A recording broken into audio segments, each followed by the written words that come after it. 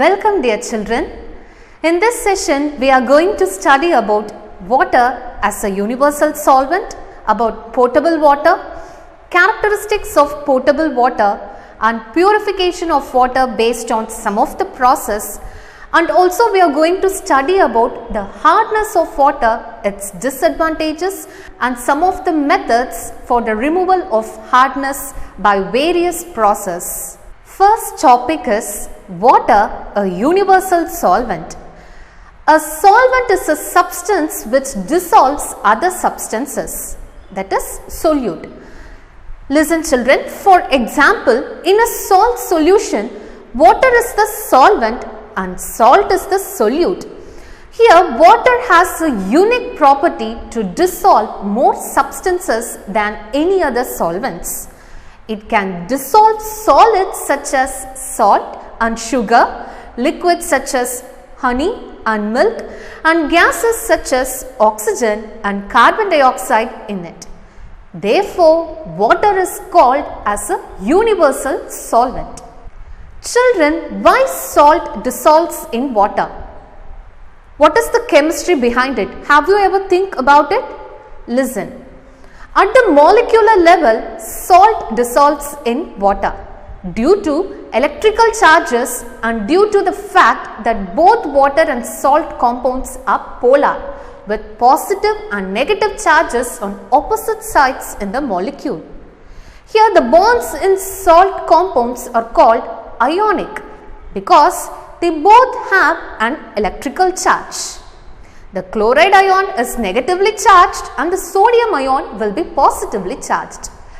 Likewise, a water molecule is ionic in nature, but the bond is called covalent with two hydrogen atoms both situating themselves with their positive charge on one side of the oxygen atom which has a negative charge.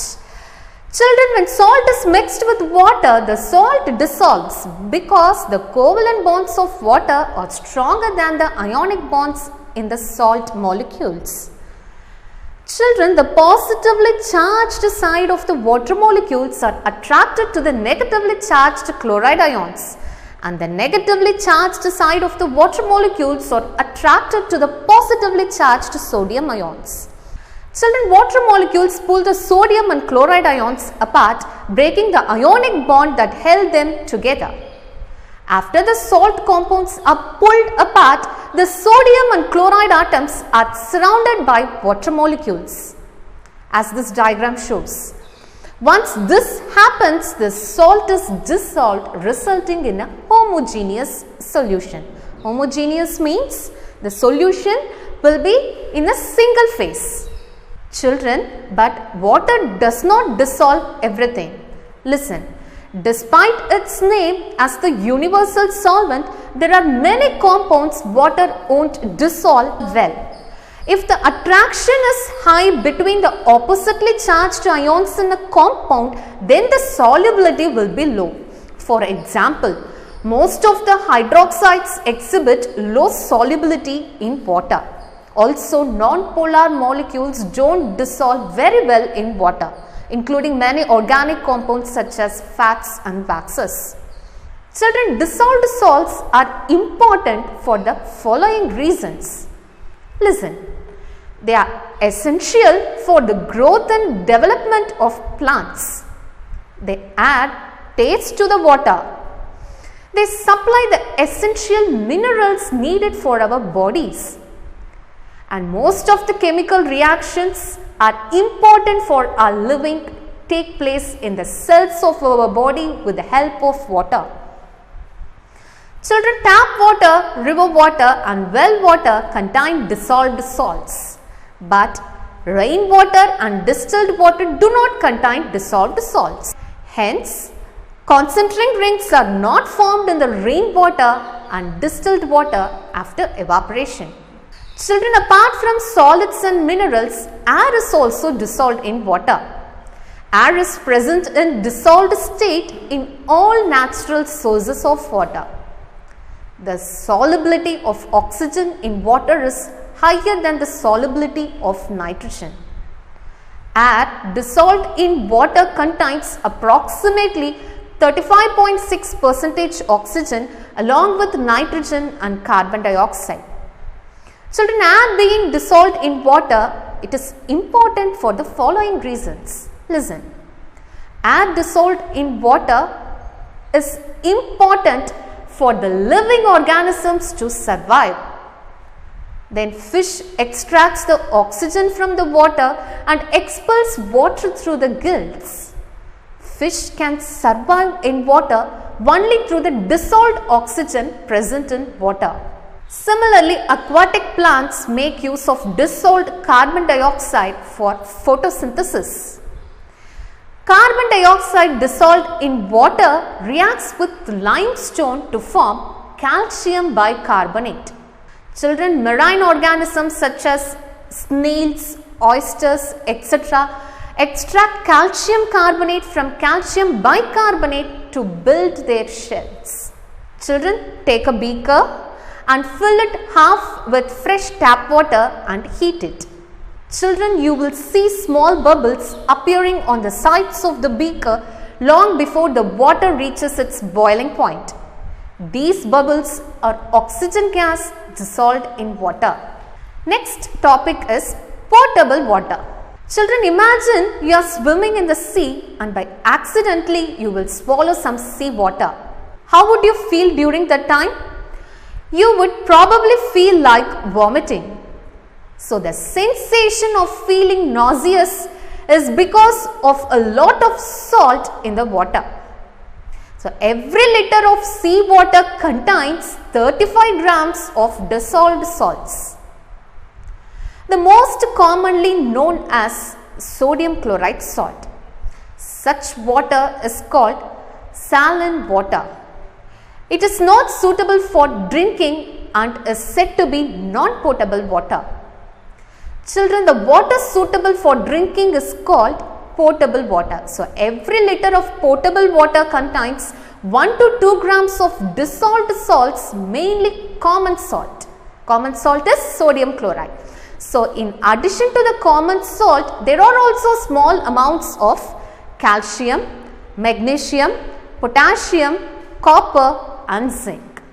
So, these minerals present in the water give it a certain taste.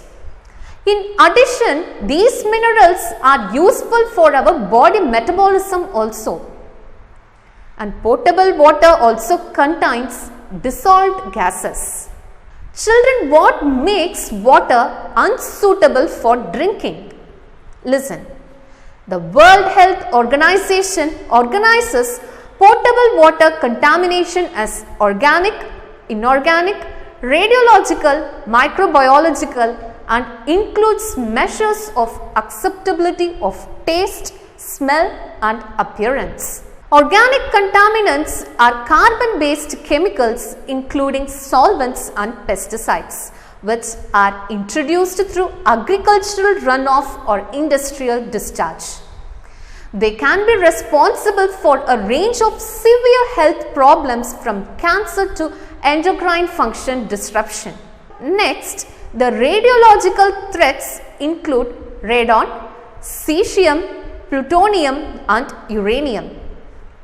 In North America, radon is the leading cause of lung cancer in non-smokers and the leading environmental cause of cancer mortality overall. Next is the inorganic pollutants. What is inorganic pollutants? Inorganic pollutants such as mineral acids, inorganic salts, metals, cyanides and sulfates persist in the environment. Heavy metals can cause neurological problems in humans, especially in the unborn and children, and also bioaccumulate in some foods. Arsenic can cause cancer, skin lesions, cardiovascular disease, diabetes and cognitive impairment. Algal bloom from nutrients like phosphorus and nitrogen can also introduce cyanotoxins to drinking water as well. Next, waterborne pathogens including bacteria, viruses, protozoa and parasites are usually introduced to water and can cause a range of illness from mild gastroenteritis to potentially fatal diarrhea. dysentery, hepatitis, typhoid fever, cholera. Children, millions are also infected with waterborne tropical diseases that include trachoma, the most common cause of preventable blindness. What is saline water? First, you should know. Water that is saline contains significant amounts of dissolved salts. The most common being the salt we all know so well is sodium chloride. In this case, the concentration is the amount of salt in water, that is how much weight of sodium chloride is present in water as expressed in parts per million. If water has a concentration of 10,000 parts per million of dissolved salts, then 1% of the weight of the water comes from dissolved salts. That is 10,000 will be divided by 1 lakh. Here are some of the parameters for saline water. Fresh water less than 1000 parts per million, that is ppm. Slightly saline water will be from 1000 ppm to 3000 ppm. Moderately saline water will be in the range from 3000 ppm to 10,000 ppm. Highly saline water will be in the range from 10,000 ppm to 35,000 ppm. By the way, ocean water contains about 35,000 ppm of salt. So, the salinity of water is more in the Dead Sea. It is actually a salt lake as it has a single source of water and is not connected to the ocean. It is landlocked and this causes the water to evaporate. This has led to a steady increase in its degree of salinity. Now, the salinity is so high such that the marine life cannot survive. This is why it is called the Dead Sea. Next is the characteristics of potable water. The physical characteristics of water look at the temperature, color, taste and odor of the water sample. We all know that. But the chemical properties of water involve parameters such as pH and dissolved oxygen. Monitoring these characteristics helps to determine if the water meets government regulations and is safe for human consumption and the environment. Next, we will study some of the physical characteristics of water quality. Children, it is essential to monitor the physical aspects of water quality to determine if the water is polluted or not. So, some of the physical characteristics are, first is color. Pure water is colorless. Colored water can indicate pollution. Color can also show organic substances. The maximum acceptable level for the color of drinking water is 15 TCU. TCU means its abbreviation is True Color Unit. Next is the turbidity. Children, pure water is clear and does not absorb light. If turbidity appears in the water, it may indicate water pollution. Next, taste and odor.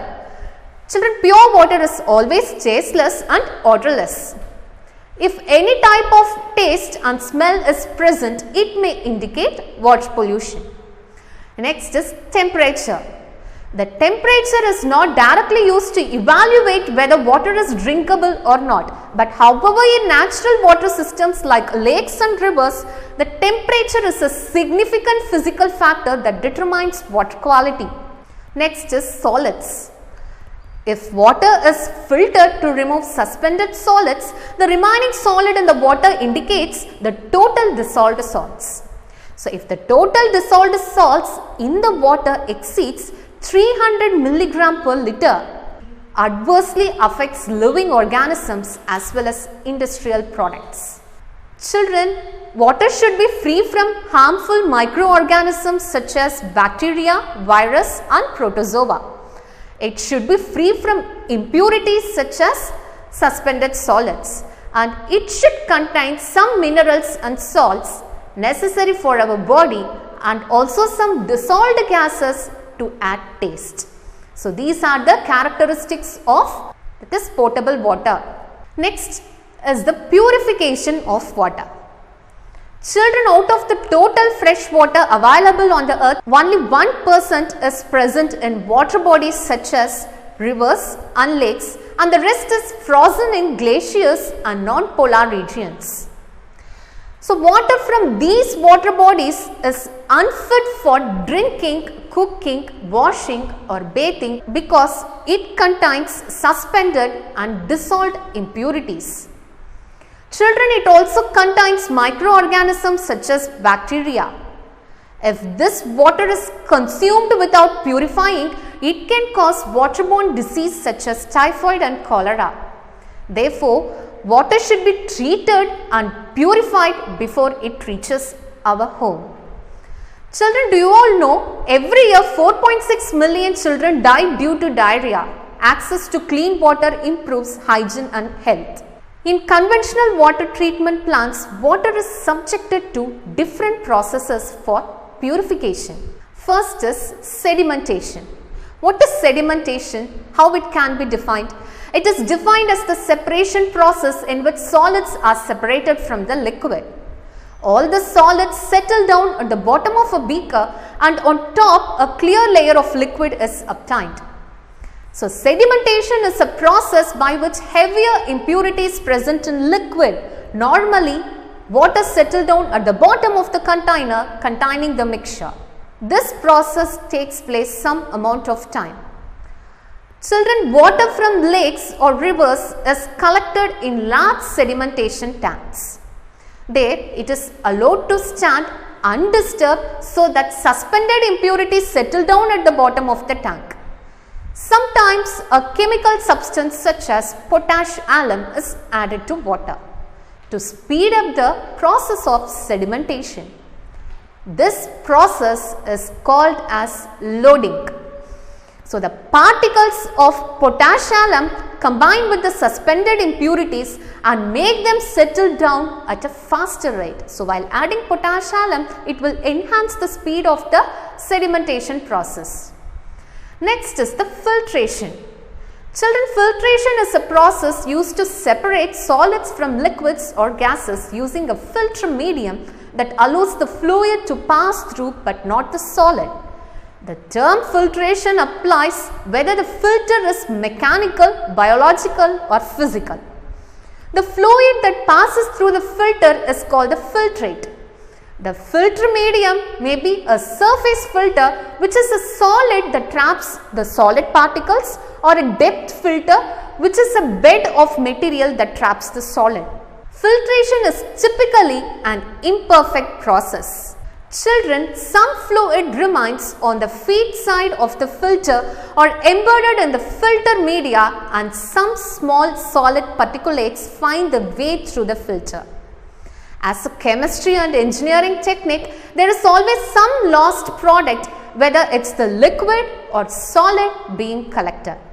According to this process, after the sedimentation, water from the sedimentation tanks is then pumped to the filtration tanks. Filtration tanks contain filter beds made up of gravel, sand, pebbles, activated charcoal and concrete. When water passes through these layers and becomes free from any remaining dissolved or suspended impurities completely. The next process is the sterilization. What is sterilization? It is the process of killing, inactivating or removing microorganisms like bacteria, viruses, etc. from a quantity of water. The normal methods of sterilization involve agents such as heat, chemicals or radiation. Children, here the filtered water is treated chemically to remove the remaining germs or bacteria. This process is called sterilization. Here the chemicals that are used in this process are chlorine and ozone. The water from filtration tanks is pumped into chlorination tanks where chlorine is added to remove harmful bacteria and other germs. Next, ozonization. Ozonization is a process in which water is treated with ozone gas to kill the germs present in it. So, the sterilization of water can also be done by exposing it to air and sunlight. Children, the oxygen from the air and sunlight destroys the germs present in water. The best example is aeration. What is aeration? Aeration is the process in which air under pressure is blown into filtered tank. This process also helps to kill the germs. Children, if you are looking for the best ways of treating your water, reverse osmosis is the best option, whereas filtering is good for basic water tasks such as sediment and chlorine removal. Reverse osmosis covers a larger spectrum of contaminant removal. RO purifiers are the purifiers that can remove the dissolved impurities and germs. They also improve the taste of water. RO stands for the name of the technology, reverse osmosis, used in these purifiers. Some RO purifiers also have an ultraviolet unit that destroys the germs present in water. Next is hardness of water. Children, the hardness of water is due to the presence of soluble bicarbonates, chlorides and sulfates of calcium and magnesium. Water which does not give lather with soap is said to be hard water. Water is the most important compound that is needed for the survival of life on earth. Children, water is present in oceans, rivers, ponds, lakes, glaciers, etc. Rainwater is considered to be a pure water because it does not contain any dissolved salt in it, though there are dissolved gases present. So, water can be classified as hard water and soft water. We use soaps and detergents to wash clothes. They form lather with water that quickens the process of removal of dirt from the cloths. Water contains a number of dissolved salts and minerals. When these salts are present in small quantities in water, it is called soft water. In this water, soaps or detergents form lather easily. Sometimes minerals and salts are present in water in such a large quantity that soaps or detergents form a thick precipitate called scum instead of forming lather. This makes the removal of dirt further difficult. Such water is called hard water. Children, hardness of water is due to the presence of dissolved salts of calcium and magnesium. Hardness may be temporary or permanent. First, let's see about the temporary hardness of water. The presence of magnesium and calcium carbonates in water makes it temporarily hard. In this case, the hardness in water can be removed by boiling the water. When we boil water, the soluble salts of magnesium bicarbonate is converted to magnesium hydroxide, which is insoluble and hence gets precipitated and is removed. After filtration, the water we get is soft water. Next is the permanent hardness of water. When the soluble salts of magnesium and calcium are present in the form of chlorides and sulfides in water, we call it permanent hardness because this hardness cannot be removed by boiling. We can remove this hardness by treating the water with washing soda. Insoluble carbonates are formed when washing soda reacts with the sulfide and chloride salts of magnesium and calcium, and thus hard water is converted to soft water.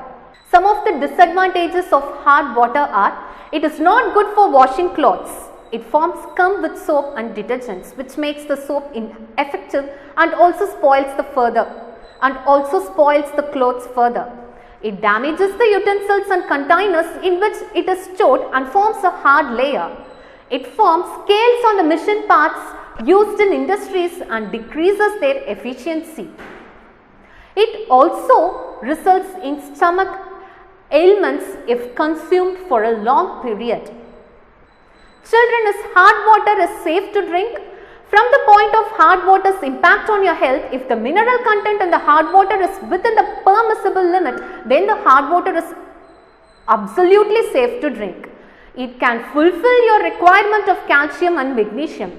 As per the BIS guidelines, if the TDS level of the water at your home is lower than 500 mg per liter, then it is safe to drink.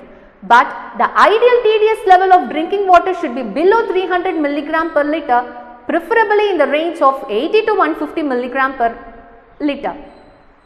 Children, if the mineral content exceeds the permissible limit, then excessive hardness in the drinking water can be a cause for concern. However, your reverse osmosis water purifier can easily take care of all your hard water ores. Next, we will see some of the methods to remove the hardness of water. First is boiling.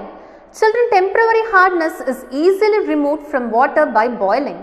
When heated, the calcium hydrogen carbonate decomposes producing insoluble calcium carbonate. The soluble carbonates are then filtered and removed from water.